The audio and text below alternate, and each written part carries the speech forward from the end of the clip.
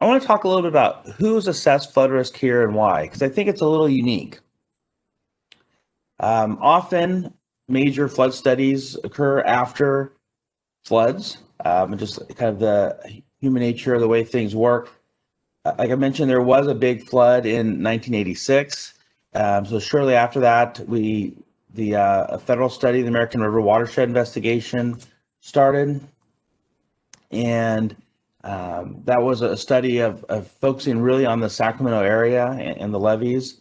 That work really is in some ways under that original authorization is still ongoing today in terms of some of the levee fixes. Also in 1990, a federal study, the Yuba River Basin investigation, started. We had a major flood in 1997. Then that started or launched off the Sacramento San Joaquin Comprehensive Study.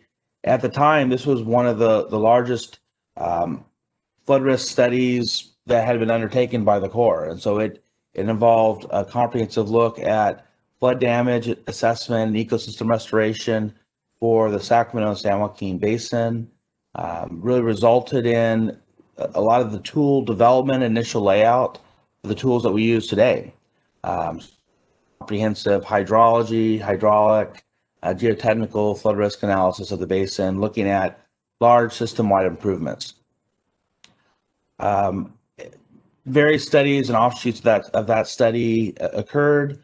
I think of note also is that the state of California, Department of Water Resources, undertook a comprehensive flood risk assessment program called the Central Valley Flood Protection Project. And basically they assess flood risk starting in 2012, and to kind of give a master plan and assessment of flood risk and where we're going, more of a long-term vision.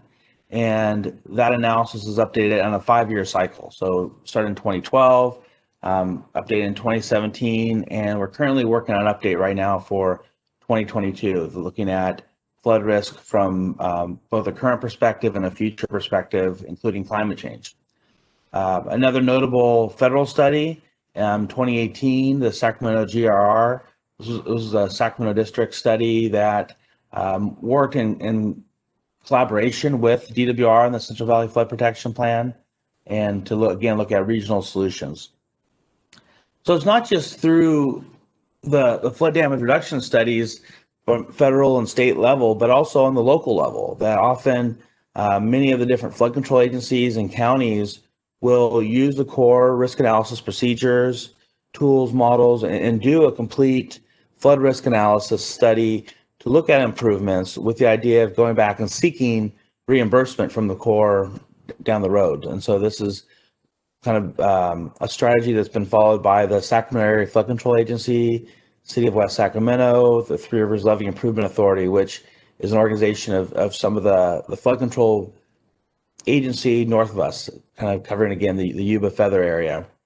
And another reason that risk analysis is used is to look at 408 permits. And so some of the local fixes that have been made to the system require permitting by the Corps to make sure that there's no transfer of risk, looking at hydraulic impacts. And so you have to get a 408 permit, and that requires a risk analysis to look at with project conditions and make sure that we're not improving one area at the adverse impact of another area.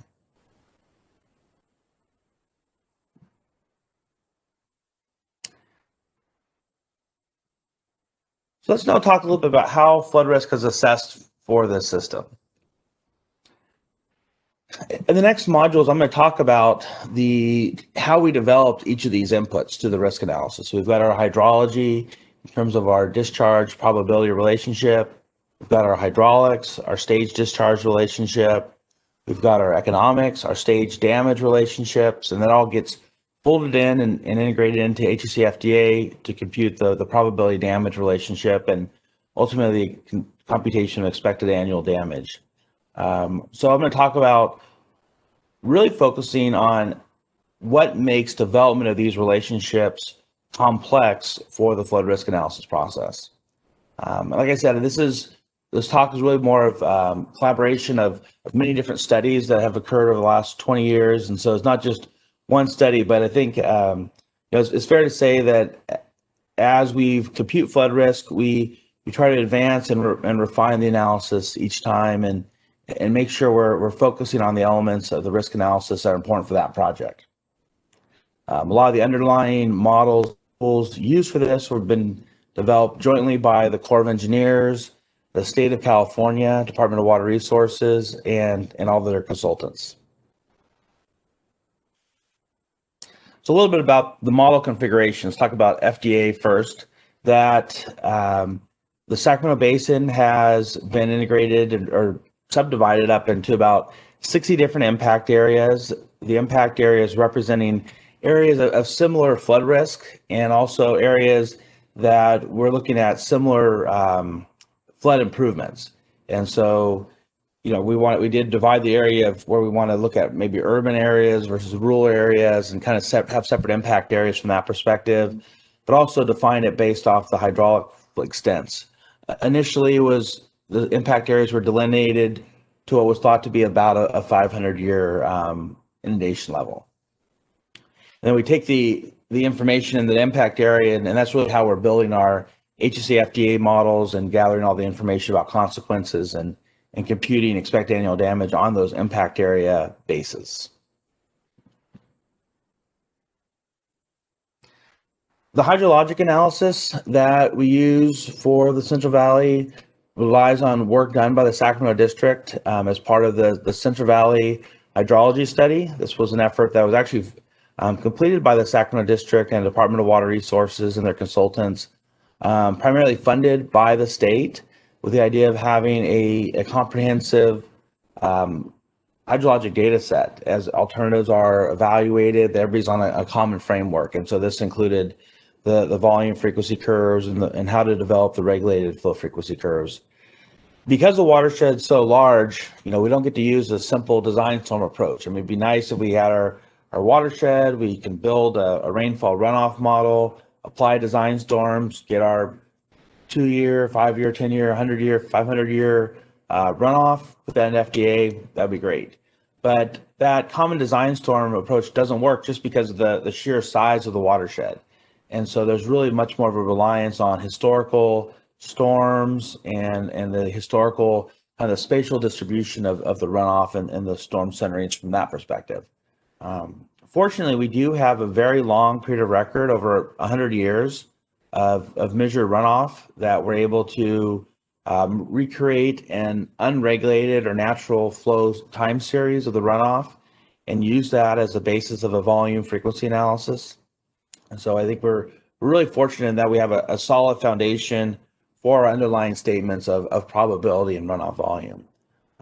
We're going to talk a little bit more about the details, but the approach for development of regulated flow frequency curves, again, really relies on the simulation and the historical patterns and storm patterns. And so it's not a straightforward, but really complex watershed, and one we'll talk about a little bit.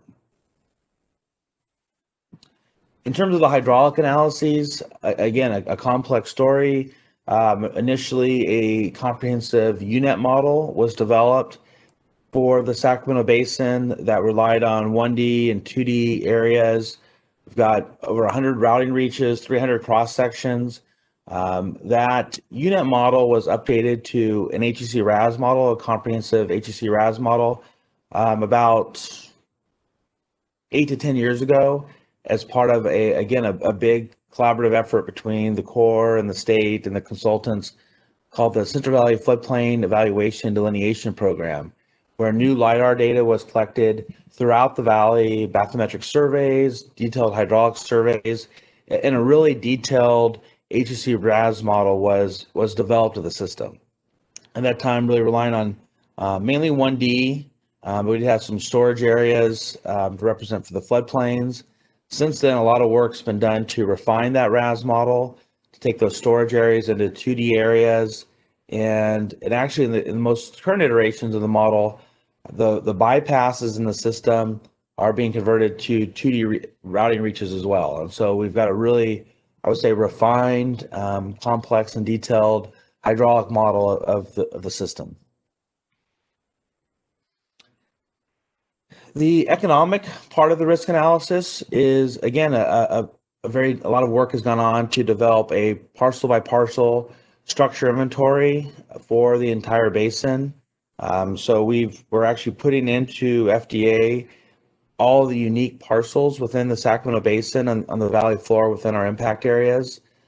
So definitely a high use of GIS to do this processing. The inventory was originally developed back in 2000. A major update was done in 2010 to update all the structures, and then the state has just undergone another update of the entire inventory, really relying on all the latest information and depreciated replacement values and structured survey information. So a lot of work has gone on to have a detailed parcel by parcel structure database of the Central Valley and specifically the Sacramento Basin.